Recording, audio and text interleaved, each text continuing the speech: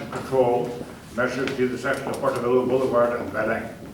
In 2017 will mark an exciting year not only for Cardinal Creek, which will finally see shovels in the ground for Park 18A, but we'll also know it will be marked the 150th anniversary of our country.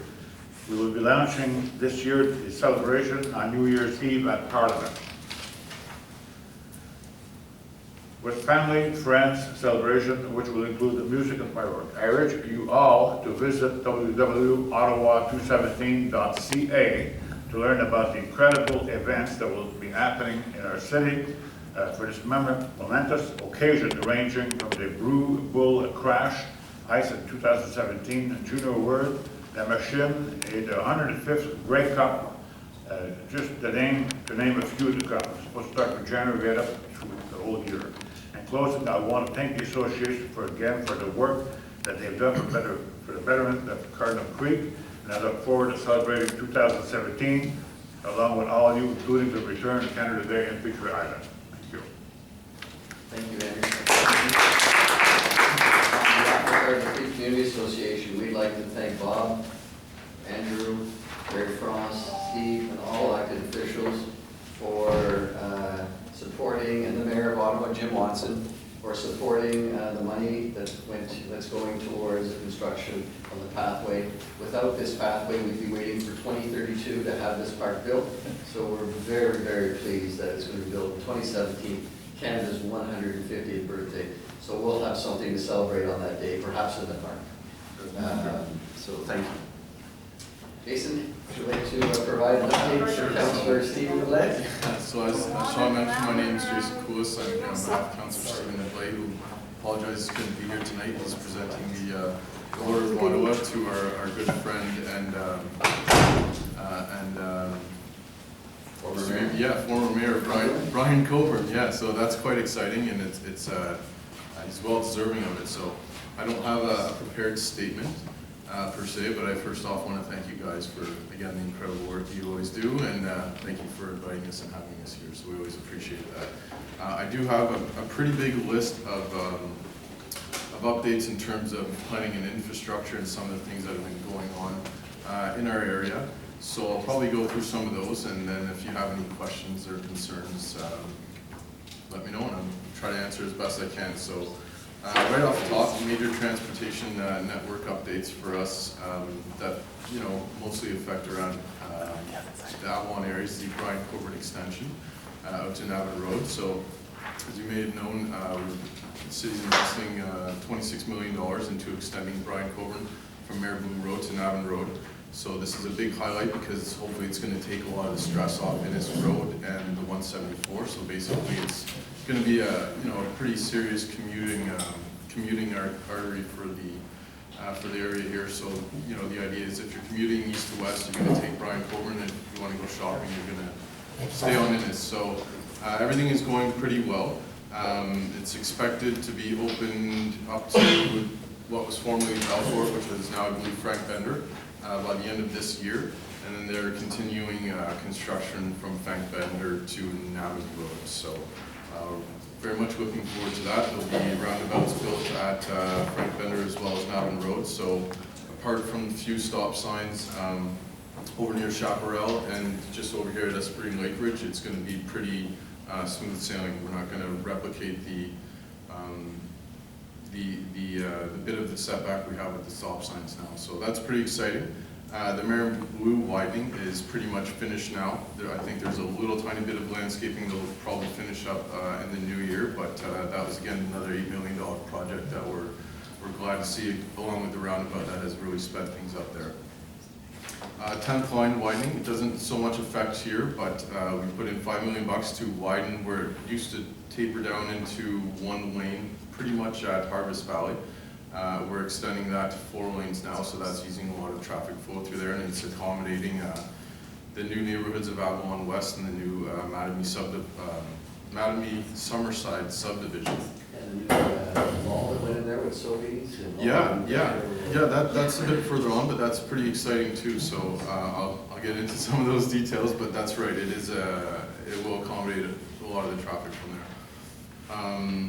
This year we resurfaced the 174, great portions of it, along with Councilor Manette's office and Jody Middick's office that we're quite excited about because it definitely needed some work on it. They did some ramps this year and they're going to be finishing up some ramps next year. So that was another at least $2 million just for the highway alone to resurface that. So we're pretty excited about that. A bit more local, the Trim Yard Works Depot over here. We were investing about $7.5 million into that.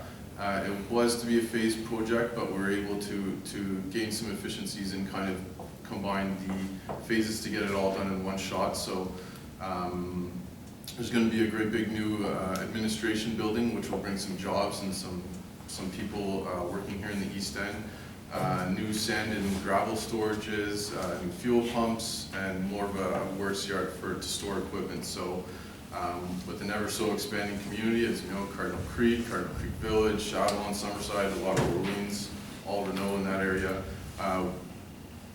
An expanded works yard is going to help us with efficiencies in terms of getting our plowing equipment and our operations equipment out on the streets. So Maintaining the great level of service. yeah, or making it better, we're hoping, right? So that's again another really good investment that we need here in the East End.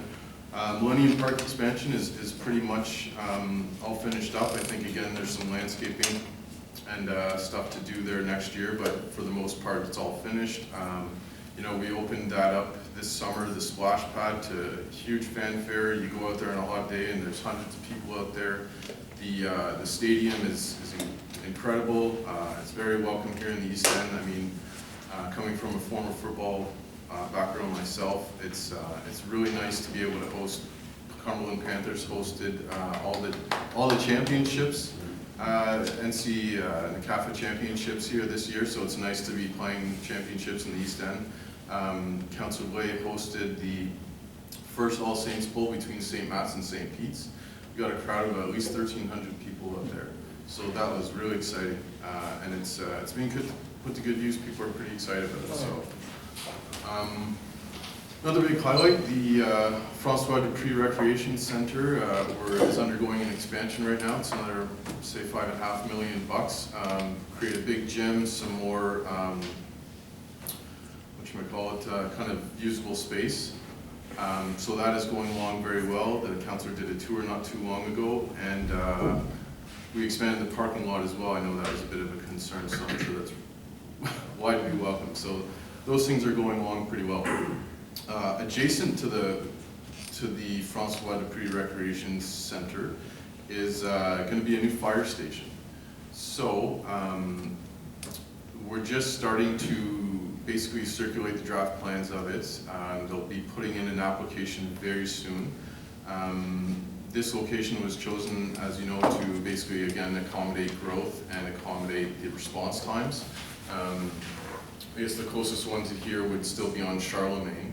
So as the community grows further and further south, they're just outside of their response targets. So a former site was chosen off of Mare Blue, but if you draw kind of a radius around where all the new community is being built, the new fire station at Portobello is kind of more central and will help their response times a lot more. So they're really looking forward to getting going on that pretty quick. We had public consultations, and they should be looking to break ground next year. Yep, Shops 10th Line, the new mall at Brian Coburn and 10th Line is pretty exciting. Lots of new stores there. Big Sobeys going in there. There's going to be a big mix of retail uses. Obviously, you know, there'll be I believe RBC Bank, a Tim Hortons. Probably a pizza shop. I know there's a lot of stores open now already. The Mr. Lube, hair cutting place, et cetera, et cetera. So, in my own opinion, yeah, St. Martha's, that's going to be exciting. I don't know about Fratelli's.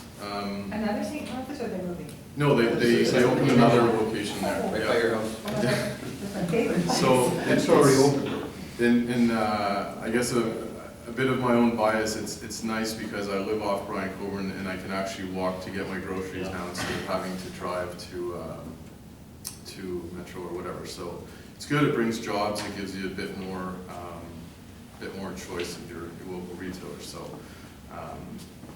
Other than Sobeys opening in February, not much more to report on that.